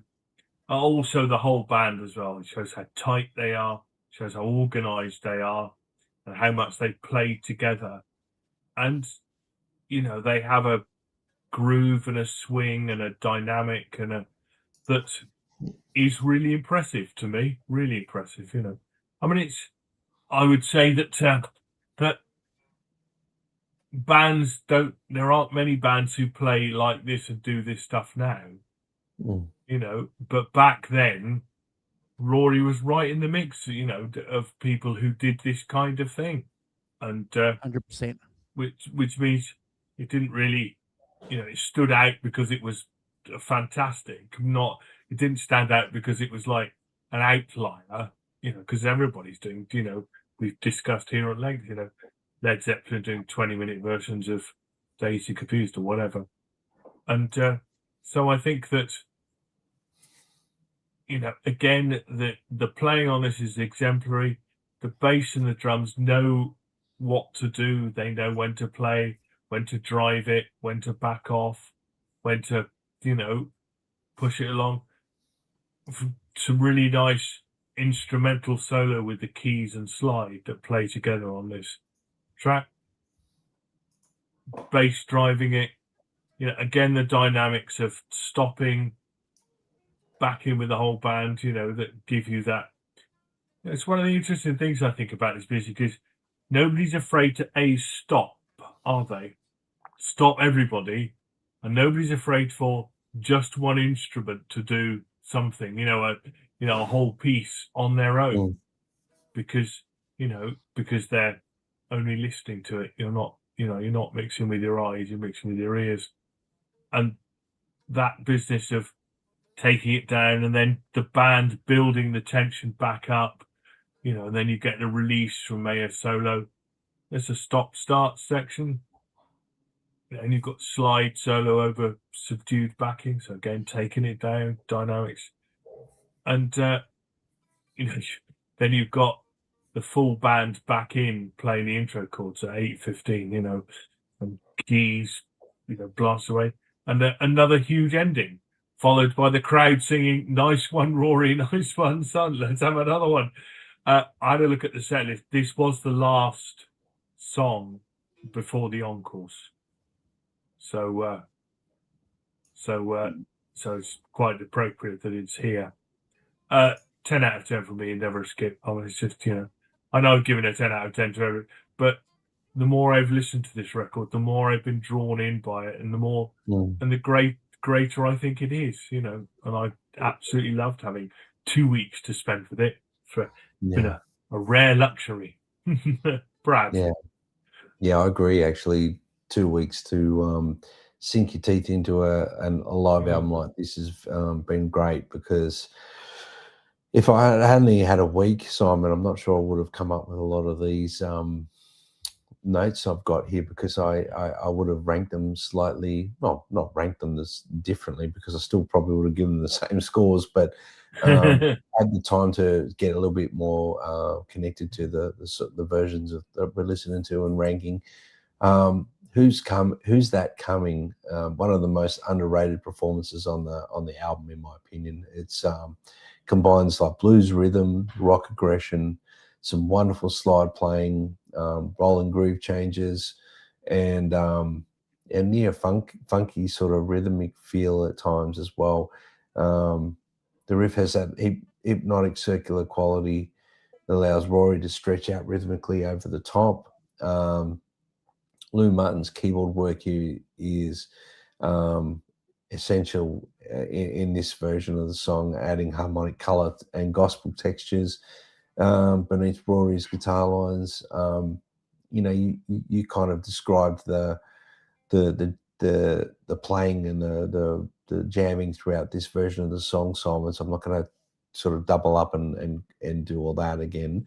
But lyrically, there's a bit of paranoia and mystery running through the song, and it fits the tension of the way they played it. And the era the album was recorded, a lot of bands are doing that, but this has got something quite dangerous to it at the same time.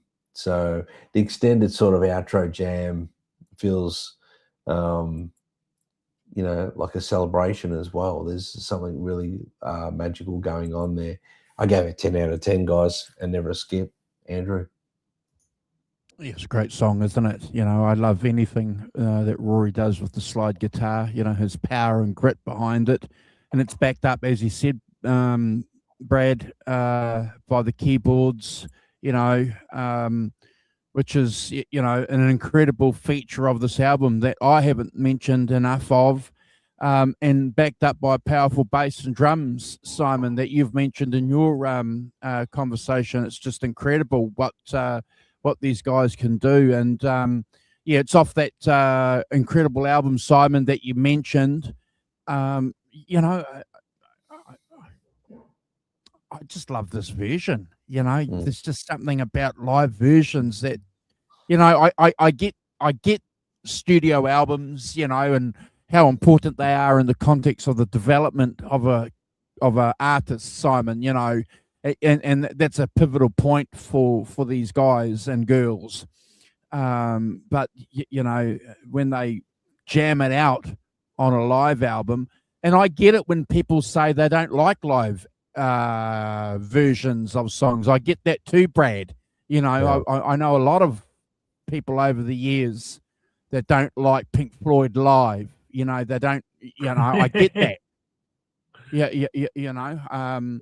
Whereas I do. So, but I just think it's an incredible track, and I agree with you, Simon.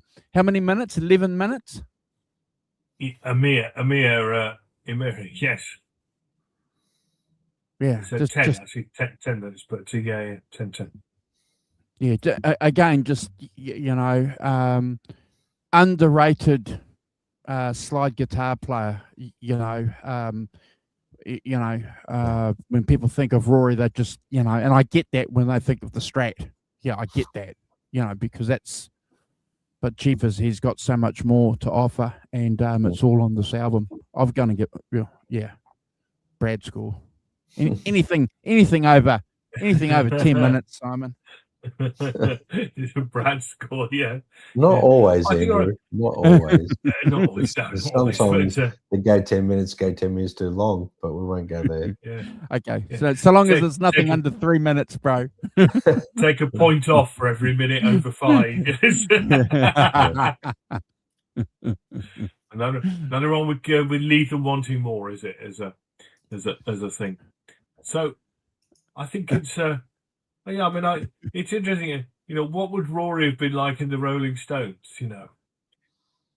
I sort of half see it and half not, in a funny kind of way. The sort of steeped in the blues of being able to play slide and all the solos and stuff like that. You could see that he would have been in consideration as a replacement for Mick Taylor, but I think too much of a band leader for me, but interesting. Simon, that's a very, very interesting point, and he'd have to change his whole complete guitar style if he was going to fit into the Stones. He'd be a completely different guitar player. He couldn't play like Rory in the Stones. No, and I don't get any kind of on the basis of not only this but these albums. I don't get any kind of sort of Stones vibe off anything he plays. It doesn't seems to be in a different county to what the Whilst I can understand if you want somebody to play lead guitar and slide and stuff, Rory could be your man, but he doesn't feel like he would have been a good fit to me. It doesn't. Rory's on the beat, really fit and ahead of the beat, near the front of it. Yeah, Keith's way behind. Correct. Yeah. So it's an interesting question. Don't get me wrong. I'm not going to poo-poo it, because he was certainly in the mix. He was being discussed. Yeah, for sure. Yeah, but anyway, so side 4, the last 2 tracks are kind of not from the live album. They're kind of bits added on. Interestingly, maybe at the end we'll have a discussion because I think that there is a discussion to be had about these 2 songs being replaced with 2 other songs that they left off, Rory classics. But the first one is Back on My Stomping Ground, which I can see fits in with the Back in Ireland theme. I think there's a bit of a theme there that I think that's why this is on here. It's from Blueprint. Is on Blueprint. Again, I mean, I don't know. It sounds very kind of live in the studio to me. It's got the same vibe as the live recordings. Slide, but again, he's got Slide playing with the keys at the beginning and before the bass and drums, and again, some nice dynamics, drop down guitar playing chords, back to sliding keys. Rory sings and plays the same thing, which is that when he does sing along to his own slide work. It's cool, great solo. Plenty of call and response in the verses as well. Again, slide solo, then a drop down, and then a return to the slide solo. Band's back in, and then the slide finishes the song at the end. So it's 5 minutes. As I say, it's a great version. I think he does it complete credit, and I think it's a 9 out of 10. But we're just, I'll reserve my which other songs might have been on it, because one of them would have been an encore after it, which I think might have fitted a bit better. But what do I know? So yeah, Brad, you're the rock professor, so you know everything. If only. So my thoughts on it, Back to My Stomping Ground, After Hours. It has a looser, more intimate feel, this song, and maybe that is why it's not a concert material. It's to finish it off. Strange that it's not part of the was it done during a sound check or something? I don't know. Maybe you can elaborate on that later, Simon, because I didn't do my homework on that. But it has a more loose, intimate feel. The track reveals a little bit more traditional blues, rather than sort of the R&B jam culture that was going on at. This is a little bit more traditional blues here. Rory's showing a bit more of a collaborative feel here as a player with his band, and not that he doesn't earlier, but there's something like when he's playing live, like to an audience, he's really trying to captivate the audience, where here it's probably more trying to captivate his band members. Maybe, I don't know. The difference is there, though. I can hear it. Some beautiful slide playing, though. The title itself obviously reflects Rory's connection to home territory and Irish audiences during the tour. But yeah, I too gave it a 9 out of 10, Simon, and never a skimp. Andrew. Yeah, it was a popular song for Rory, and inspired, you know, in the context, I suppose, of other songs on the album too. But Bob Geldof spoke particularly about this song too. Yeah, what do they know? What do we know? As the professor said, we're just offering opinions here. But it's unfiltered blues. It has it all, you know.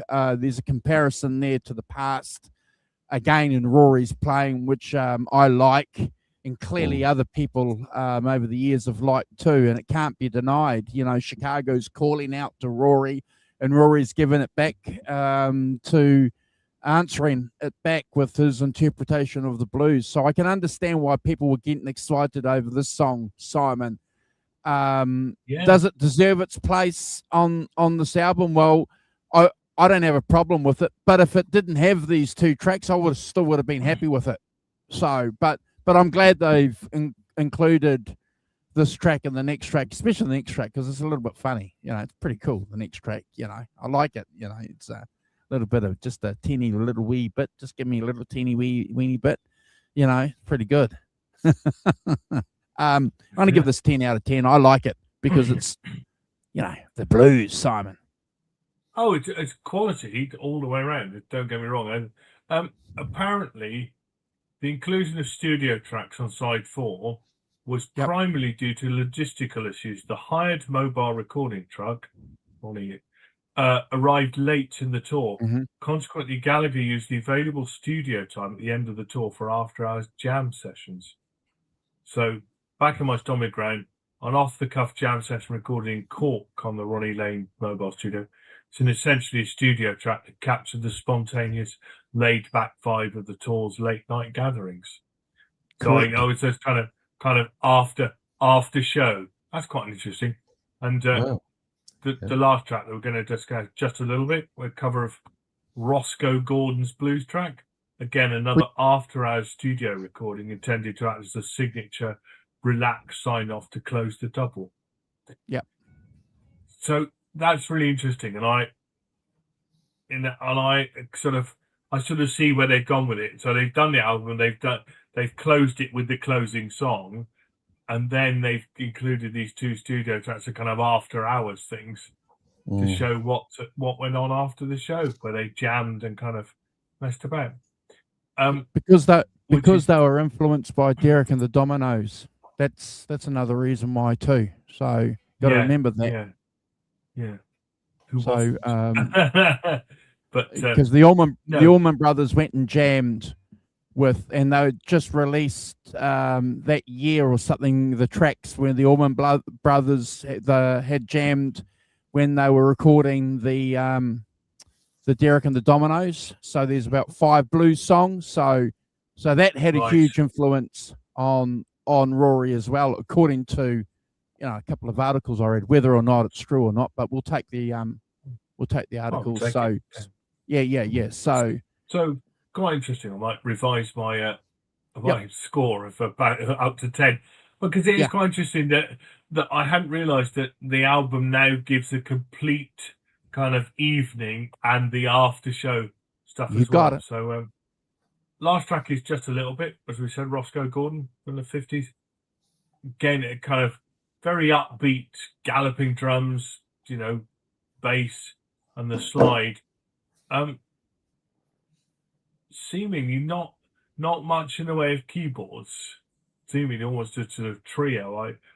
As a key solo. It's so again, pretty relaxed, nice instrumental break solo, slide solo, some caller response with the guitar and vocals, and again he's sort of doing that, singing and playing the same thing with the slide, singing along with the slide, which as I said, I've forgotten him doing completely. Bass and drums driving the song along. It's again, we've got some nice dynamics where they drop down under the solo at 4:28, and then they come in band back in driving along at 5:25 whilst Rory continues to solo, and he's playing a kind of mixture of chords and lead lines, so there's a bit of kind of subtle difference in what he's actually doing on this song. and some nice pinched harmonics as well. It's Yeah. that I'd forgotten Rory did as well. But again, and then the band back in fully under the solo. Again, this is another kind of 8-minute song, and finally they stop, and Rory laughs, and then he plays a little bit of sort of, I don't know, try to remember a place to start a home on a slide as a fade out thing. I don't know if it was close to Christmas or something, but 10 out of 10 for me. Never Escape. It's great, you know, and I think that, as I say, given what I've just read, it's you know, that kind of after hours jamming thing, really cool. Brad. Yeah, I'm glad you elaborated on that, Simon, because it does Yeah. put a slightly different edge to the last two songs for me now.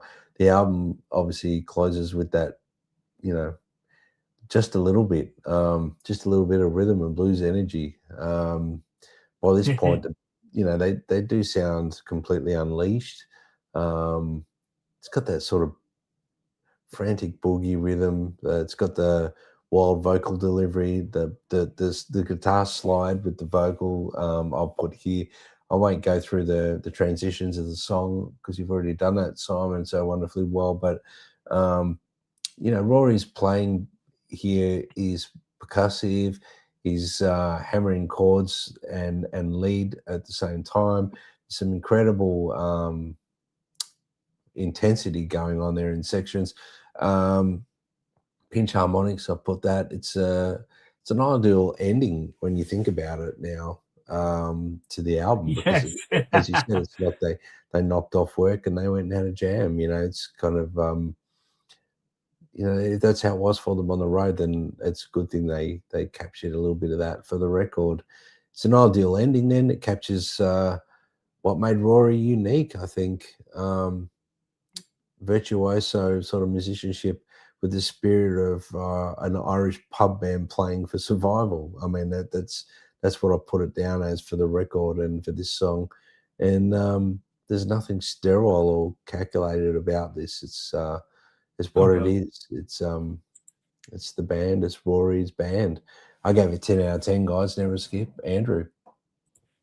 Yeah, I always enjoyed these last two songs because, unlike you two, I did my homework.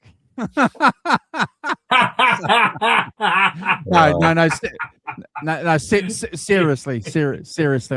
I was aware of going back a few years ago, the influence of the Allman Brothers, because I think we were going to have a discussion once about whether or not the Allman Brothers jam tracks, if they were included on the Layla album immediately after, like as a re-release, like a 4-volume album, what that would have done, you know. So, but clearly, you know, going back to the studio was an important thing for some of these bands, because I think the Eagles were doing it too, Brad, around that time after tours, or so, you know, they were deliberately going back into the studio to catch that vibe and record. So they were sort of catching on to it.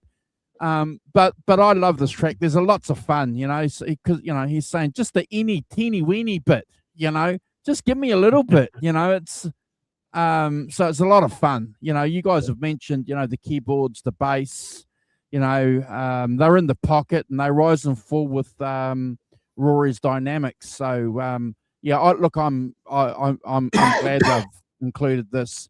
It's just about a perfect. Well, I've given every track, Simon, a perfect score, so it is the perfect album. Yeah, it's the perfect album. There we are. Well, it's certainly the perfect Rory Gallagher album. Yeah. Brad score, which kind of figures it. Now, just to stir it up a bit. So, the set list, as I said earlier, concludes with the main "Who's That Coming," and then the encore is Bullfrog Blues. Wow. So, and then the other classic they left out is Laundromat as well. Now, would it have been better having Laundromat and Bullfrog Blues on as the encore, or these two back on my stomping ground just a little bit? That's my question. No, well, I think given what what I just read out, that this kind of after hours jam, that it gives what we've got now gives a complete picture of the evening from start to finish. Kind of like it how it is, Simon. Yeah. I think they could do an expanded version of it maybe down the track. Oh, they do. There's, don't worry, there are. Yeah, well, that's Blues album includes those tracks too. So yeah. I mean, there are. There is. How many? Dishgate. There's a expanded version which has Cork from the 3rd and 5th of January, and it's got Dublin from the 2nd of January. Oh, that's why he plays the Christmas thing. There we are. 29th of December, Belfast, Cork City Hall, 3rd of January. So, so that's why there's this expanded version which contains almost complete concerts. So Dublin, for instance, is a complete concert of itself. All sold out. Blues. Yeah, sold out. Yeah. So, but yes, so they've done an expanded version with it all on. But no, that's really interesting. And as I say, that those last two tracks give a different kind of perspective to the picture than just having the encore song, which I think is really cool. Yeah. So when Rory was playing in Dublin, he was one of the few artists that the cops would allow fans or people to stand outside when the concert was still going, because normally they would clear the street. But when Roy was playing, there'd be, I don't know what the amount of people were, Brad, but they'd allow them to stand there and then talk to the people when they came out from the concert. So obviously they were drinking and could hear probably something, But and then your mate would come out and he'll tell you, you should have fucking been there, man. It was a great concert. Oh, look at that. Two hours in and we have to beat that out. Oh, sorry, Fender. Sorry, Fender. Fender. Sorry, Fender. But yeah, all credit to the authorities to allow that to happen, because they themselves could see, what Rory was doing. And that's how we started the show, the beginning of the show, didn't we? With, the apolitical side and the uniting perspective of what Rory was doing, Simon, and everybody else kind of bought into it and said, okay, we'll let a couple of 100 kids hang out here, Brad. We won't clear the streets. Yeah, 100%. Let them hang out listening through the walls. Yeah. So there we are. And then our conclusion is it's the perfect album. Yes. Well, it's a perfect view of a whole evening of Rory Gallagher, which I think is brilliant. Thank you, Simon. So we'll be back next week soliciting for Fender musical instruments to support the channel in any way, shape possible. Any shape. Well, especially an S shape or a T shape. Yes. Right. While every channel out there is ditching and dishing Fender, our channel's celebrating Fender musical instruments. Yes. Yeah. This is my celebration of Fender musical instruments. Okay, it's not a Fender. Are we out of here, guys? We're out. Yeah. Thanks, guys. Take care, everyone. We'll see you next week for more I've got some dinner on the table. Bye-bye. Marvellous. That's more like it. All right. All right. See you next week, everyone. Take care. Hold on. Take it away, boss. Here's the video. I keep changing it. All right. Bye.